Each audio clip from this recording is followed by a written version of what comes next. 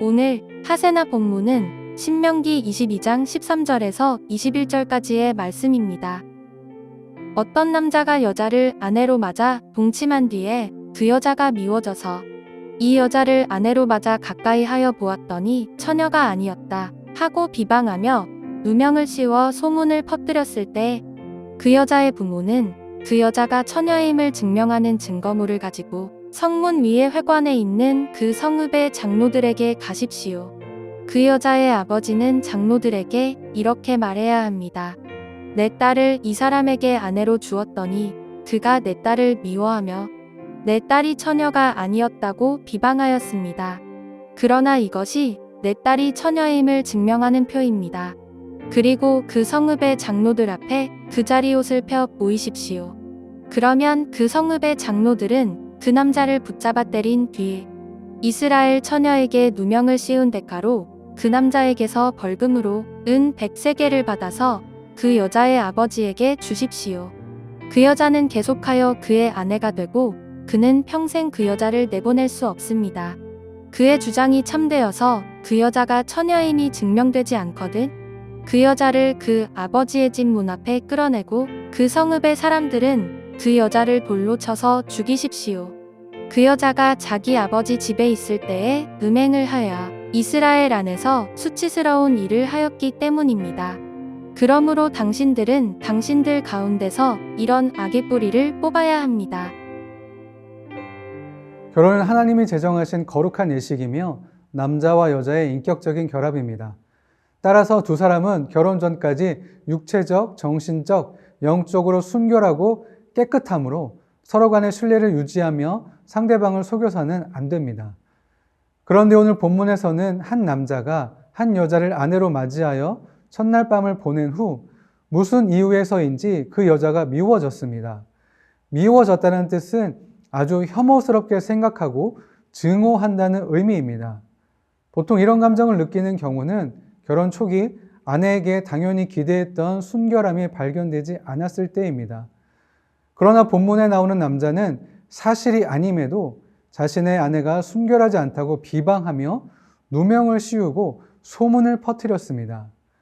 이런 태도를 보인 이유는 마치 사무엘하 13장 14절 15절에서 다윗의 아들인 암논이 이복 동생인 다말에게 욕을 보인 후 오히려 처음 호감을 가졌던 것보다 더 미워졌다고 말한 것처럼 남자의 정욕적이고 이기적인 마음 때문이라고 짐작할 수 있습니다.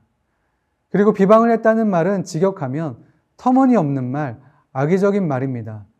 이는 아내에게 잘못이 있다기보다는 전날 밤을 보내고 마음에 들지 않자 내쫓을 트집을 잡기 위한 거짓되고 악의적으로 모함을 한 것입니다.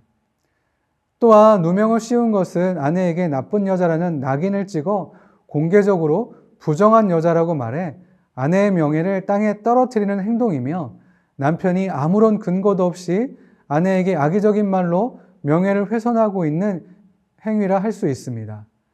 그러나 남자들은 아내에 대한 자신의 미움을 은폐하기 위해서 아내가 윤리적으로 죄를 범했다고 비난하므로 아내의 명예를 훼손시켜서는 안 됩니다. 그리고 명예를 훼손당한 아내의 부모는 딸의 명예를 회복하기 위해 성문 위에 회관에 있는 그 성읍의 장로들에게 가서 청문회를 요청할 수 있었습니다. 성읍의 장로들이 진상을 듣기 위해 모일 때 누명을 쓴 딸의 아버지는 자기 딸의 결백을 보여주는 증거를 근거로 항변할 수 있었는데 그 증거로 아버지는 딸이 결혼하기 전에 순결했다는 사실을 증명하는 표로 자리옷을 그 장로들 앞에 펼쳤습니다. 이렇게 해서 부모의 항변이 정당하다는 것이 드러나게 되면 장로들은 아내에게 누명을 씌운 남편을 붙잡아 때리고 그에게 은 100세겔을 벌금으로 내게 했습니다. 그리고 그 벌금은 아내의 아버지에게 주었으며 남편은 평생 그 아내를 내보낼 수 없도록 하였습니다. 벌금의 액수는 당시 경제 상황과 사무엘하 24장 24절에서 다윗이 아라우나 타작마당과 소를 은 50세겔에 샀던 것으로 보아 아주 큰 금액인 것을 알 수 있습니다. 이런 엄청난 금액의 벌금은 당시 젊은 남자들이 경솔하고 잘못된 주장을 제기하며 아내들에게 누명을 씌우는 것을 방지하는 역할을 했을 것으로 보입니다. 그리고 벌금을 신부에게 주지 않고 신부의 아버지에게 준 이유는 신부에게 벌금을 주면 사실상 그 돈은 다시 남편에게 돌아갈 수 있었기 때문입니다. 남편은 자신이 저지른 잘못으로 인해서 금전적인 책임을 져야 했을 뿐만 아니라 설령 아내가 잘못을 했을지라도 이혼할 수 있는 선택권을 잃어버렸습니다. 여자는 계속하여 그의 아내가 되고 그는 평생 그 여자를 내보낼 수 없습니다. 라는 말씀이 바로 그런 의미입니다.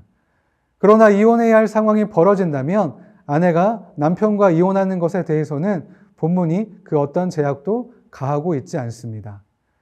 그런데 만약 여자가 결혼 전에 문란하게 생활했던 것이 사실로 드러난다면 그 여자는 돌로 쳐 죽이도록 되어 있습니다. 그 형벌이 집행되는 곳은 성읍 문 가까운 곳이 아니라 그 아버지의 집 문 앞에서 행해졌습니다. 여자에 대한 비방이 그 아버지의 평판에 손상을 가하고 벌금으로 보상을 받게 했던 것처럼 여자가 실제로 행한 범죄에 대한 형벌도 그 아버지에게서 가까운 곳에서 집행했습니다. 이는 그 여자가 아버지의 집에 있을 때 음행을 하여 이스라엘 안에 수치스러운 일을 하였기 때문에 그들 가운데서 악의 뿌리를 뽑아야 했기 때문입니다. 여기서 악으로 번역된 단어는 인간의 도덕적이고 영적인 부분들의 치욕을 가져오는 것을 말합니다. 이는 곧 무분별하고 경건치 못한 생각과 행동에서 비롯된 죄악된 어리석음과 이로 인하여 감수해야 할 치욕을 가리킵니다. 이 단어는 특히 인간관계를 무너뜨리는 음란한 행위를 언급할 때 사용하는 일반적인 표현입니다. 그래서 음란한 죄를 범한 여자의 어리석은 행동이 이스라엘의 도덕적인 기준을 침해하는 것이며 결국 죽임을 당할 때 신앙 공동체인 이스라엘과의 관계가 청산되는 것으로 여겨졌습니다.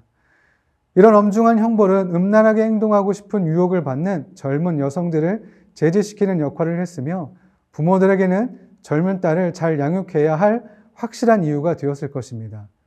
또한 이를 통해서 하나님의 순결을 얼마나 중요하게 생각하시는지를 알 수 있습니다. 그리고 이런 처벌은 문란한 생활을 숨기는 거짓 행동에 대한 단죄이기도 합니다. 모든 관계는 신뢰를 통해 성립되며 유지됩니다. 그렇기 때문에 남편과 아내가 육체적, 정신적 순결을 지키는 것은 건강하고 행복한 가정의 비결이라 할 수 있습니다. 오늘의 아시조는 뉴스를 보고 사회를 위해 기도하는 것입니다. 하나님의 마음과 시선으로 함께 기도하는 오늘의 아시조, 함께 하시죠.